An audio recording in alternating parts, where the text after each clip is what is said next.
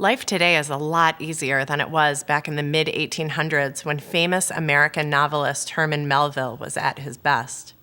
However, Melville didn't have to worry about the SATs, his GPA, and having a strong balance of extracurricular activities.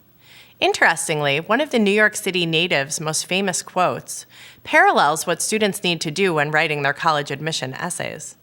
Melville said, "It is better to fail in originality than to succeed in imitation."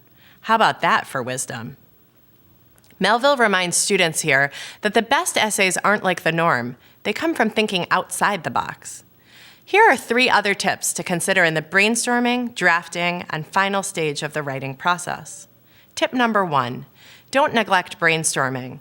Brainstorming is essential to flesh out one's thoughts and also saves time in the long run. A great way to start the process is to write down exactly what comes to mind. Be it words or phrases, simply dump your brain on the paper. The development comes next and comes easier after properly brainstorming. Tip number 2, review the rough draft with a teacher or counselor. Even though the rough draft is meant to be free-flowing, it is very helpful to review the rough draft with a teacher or a trusted advisor. This feedback ensures that the essay's voice and key message make sense and begs the writer to expand on what works. Tip number 3, proofread and proofread again before submitting.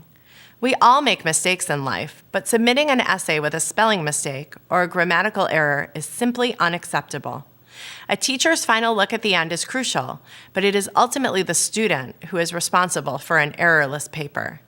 The essay can wow the admissions officer, but with a typo, all that hard work may very well go to waste.